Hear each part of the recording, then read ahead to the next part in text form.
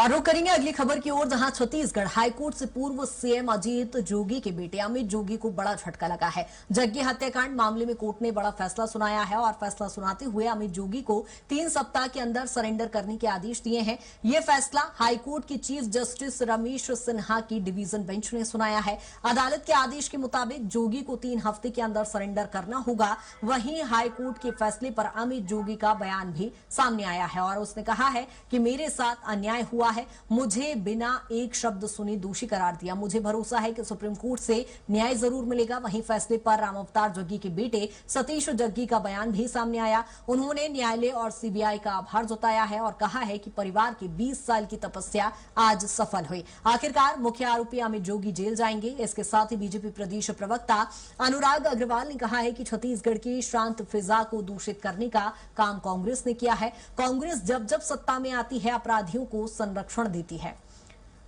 और अब आपको बताते हैं कि क्या है जग्गी हत्याकांड, जहां रामावतार जग्गी के बेटे ने हालांकि एक और याचिका दर्ज कराई थी, उसी को लेकर कार्रवाई की जा रही है। 4 जून 2003 को रायपुर में एनसीपी नेता रामावतार जग्गी को गोली मारकर उनकी हत्या कर दी गई थी, जहां जग्गी हत्याकांड को लेकर 31 अभियुक्त बनाए गए थे और इस मामले को लेकर लगातार जांच की जा रही है। और जो अभियुक्त हैं उसमें बल्टू पाठक, सुरेंद्र सिंह सरकारी गवाह बन गए थे। अमित जोगी को छोड़कर बाकी 28 लोगों को सजा मिली थी, जहां उन्हें पहले बरी कर दिया गया था, लेकिन अब उन्हें दोषी करार दिया गया है। 31 मई 2007 को विशेष अदालत ने सबूतों के अभाव में अमित जोगी को बरी किया था। रामावतार जग्गी के बेटे ने सुप्रीम कोर्ट में एक बार फिर अपील की थी, जिसके बाद लगातार इस पर कार्रवाई की जा रही थी और जिस पर अमित के पक्ष में स्टे लगा था। लेकिन इस मामले में अब एक बार फिर जहां सुप्रीम कोर्ट ने इसको हाईकोर्ट में एक बार फिर शिफ्ट किया था और अब हाईकोर्ट का फैसला इस पर आया है। आपको बता दें कि 4 जून 2003 को रायपुर में एनसीपी नेता रामावतार जग्गी को गोली मारकर उनकी हत्या कर दी थी।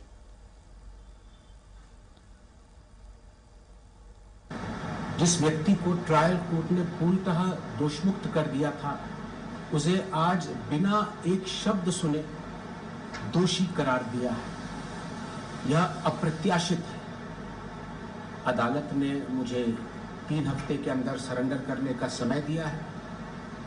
मुझको लगता है कि मेरे साथ गंभीर अन्याय हुआ है। मैं न्याय व्यवस्था पर पूरा विश्वास रखता हूं। मुझे पूरा भरोसा है कि सर्वोच्च न्यायालय, सुप्रीम कोर्ट से मुझे न्याय अवश्य मिलेगा। मैं पूर्ण शांति, आस्था और धैर्य के साथ आगे बढ़ रहा हूं। सत्य की जीत अवश्य होगी। देखिए, आज हनुमान जयंती है। मैं सर्वप्रथम उन्हें प्रणाम करते हुए उनका विशेष आशीर्वाद मुझे प्राप्त हुआ। मेरे परिवार की 20 साल की तपस्या आज सफल हुई। जो मेरा विश्वास था न्यायालय के ऊपर, जो मेरे यकीन था कि आज सत्य की जीत हुई है, आज मेरे पापा को न्याय मिला है, जिसके लिए मैं अनेकों और लाखों लोगों का आभार व्यक्त करता हूं। जिस पूरी जर्नी में जिन्होंने मेरा साथ दिया, न्याय का साथ दिया, सत्य का साथ दिया, और आखिरकार मुख्य आरोपी अमित जोगी जेल में जाएंगे।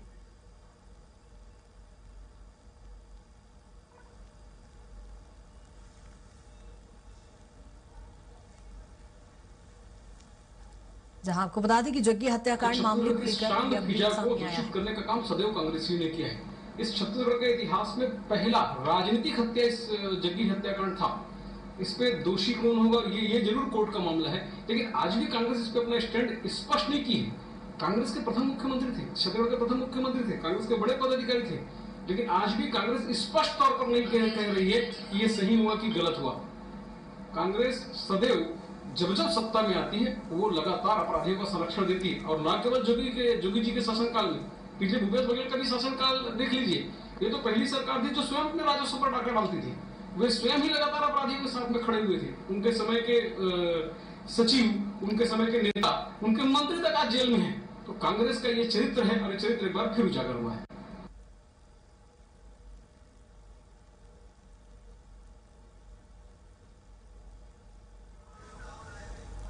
और इसी खबर पर ज्यादा चर्चा के लिए दिलीप साहू हमारे साथ जुड़ गए हैं। दिलीप, जिस तरह से देख रहे हैं अमित जोगी की मुश्किलें अब लगातार बढ़ती जा रही है।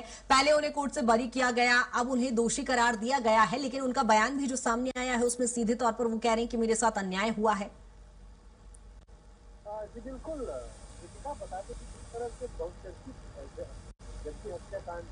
मामला हुआ। 4 जून 2003 को बड़ी जो तत्कालीन एनसीपी नेशनल कांग्रेस पार्टी के जो उपाध्यक्ष हैं राम अवतार जोशी, उनकी हत्या कर दी गई थी। और हत्या में उस समय जो तत्कालीन मुख्यमंत्री अजीत जोगी के बेटे अमित जोगी सहित 31 लोगों का ग्रुप बनाया गया था, जिसमें 2 सीएसपी और जिसमें 2 सीएसपी और टीआई भी शामिल था। तो कुल मिलाकर इस मामले में हालांकि 2 लोग बाद में, जिसमें बुल्टू पाठक और एक सुरेंद्र सिंह है, वो सरकारी गवाह बन गए थे। और क्योंकि निचली अदालत ने अमित जोगी को बरी कर दिया था 2007 में, उसके बाद और बाकी 28 लोगों को इस मामले में सजा सुनाई गई थी, जिसमें ज्यादातर लोगों को आजीवन कारावास की सजा सुनाई गई थी। इस पूरे मामले को लेकर लगातार जो राम अवतार जग्गी है, उनके बेटे सतीश जग्गी इस मामले को लेकर हाई कोर्ट गए, फिर सुप्रीम कोर्ट गए और लगातार वो लड़ाई लड़ते रहे। फाइनली सुप्रीम कोर्ट ने ये फिर एक बड़ा आदेश जारी किया हाल ही में, और हाई कोर्ट को इस मामले में सुनवाई करने के लिए कहा गया। तो हाई कोर्ट ने इस मामले में सीधे तौर पे अमित जोगी को दोषी करार दिया है और 3 हफ्ते का समय दिया उन्हें सरेंडर करने को लेकर। हालांकि अब इसको लेकर जो राजनीतिक बयानबाजी है उसका भी दौर शुरू हो गया। एक तरफ अमित जोगी का साफ तौर पर कहना है कि अदालत ने केवल 40 मिनट में बिना उनका पक्ष जाने ही फैसला सुना दिया, और उन्होंने एक तरह से संकेत दे दिया कि अब सुप्रीम कोर्ट का दरवाजा फिर से खटखटाएंगे। न्यायालय पर भरोसा होने की वे बात कह रहे हैं। उनका कहना है कि सुप्रीम कोर्ट फिर जाएंगे। वही दूसरी ओर सतीश जग्गी का कहना है कि उनके परिवार ने जिस तरह से लगातार इसको लेकर जो दर्द सहा है, तो न्यायालय और सीबीआई को उन्होंने आभार जताया है और निश्चित तौर पे इसे न्याय की जीत बताया है। वही दूसरी ओर बीजेपी ने इस मामले को लेकर सीधा कांग्रेस को आड़े हाथ लिया है, क्योंकि उस समय अजीत जोगी कांग्रेस के मुख्यमंत्री हुआ करते थे और उन्हीं की सरकार में तमाम तरह की जो घटनाएं हुई थी, तो इन्होंने सीधे तौर पे अजीत जोगी और भूपेश बघेल के दोनों के कार्यकाल, पूर्व मुख्यमंत्रियों के कार्यकाल को अपराध का गढ़ के रूप में रेखांकित करते हुए सवाल उठाया है बीजेपी के प्रदेश प्रवक्ता अनुराग अग्रवाल ने। वही इसके जवाब में कांग्रेस के संचार प्रमुख सुशील आनंद शुक्ला ने पलटवार किया। उनका कहना है कि क्योंकि पूरी घटना के समय यूपीए की सरकार रही है, यूपीए की सरकार ने ही सीबीआई जांच हुई और सीबीआई ने अमित जोगी को गिरफ्तार किया था, तो वे संरक्षण वाली बात ही नहीं। उन्होंने कहा कि अदालत का फैसले को सम्मान करते हैं, निश्चित तौर पे आने वाले समय में अदालत से न्याय मिलेगा। और उन्होंने ये भी कहा कि जग्गी परिवार को भी इस मामले में पूरी तरह न्याय मिलेगा। इस तरह से राजनीतिक बयानबाजी भी चल रही है और पूरे मामले को लेकर एक तरह से ठीक है दिलीप, इस पूरे मामले को लेकर बयानबाजी तो लाजमी है, लेकिन पहले हमने देखा कि कोर्ट में जब सबूतों का अभाव था तब उन्हें बरी किया गया, लेकिन अब साक्ष्यों के आधार पर ही कहीं ना कहीं उन्हें दोषी करार दिया गया है। तो क्या वाकई वो सुप्रीम कोर्ट जाएंगे? जी बिल्कुल, इनका साफ तौर पर कहना है, जो अमित जोगी है और उनके वकील का साफ तौर पर कहना है कि क्योंकि इनका सुप्रीम कोर्ट ने जो आदेश जारी किया था हाई कोर्ट में, उसमें सुनवाई की बात कही गई थी, लेकिन सीबीआई ने जैसे ही जांच रिपोर्ट सौंपी और इन्हें अपने पक्ष रखने का समय नहीं दिया। हालांकि 24 घंटे में पक्ष रखने को बात कहा था, लेकिन फाइल उपलब्ध नहीं कराई गई थी। कल फिर कोर्ट के आदेश के बाद सीबीआई ने फाइल उपलब्ध कराई, उसके बाद इनकी पक्ष नहीं सुना गया, सुनवाई का इन्हें अवसर नहीं दिया गया और सीधे तौर पे कोर्ट ने फैसला सुना दिया, दोषी करार दिया और 3 हफ्ते के अंदर सरेंडर करने की बात कह दी।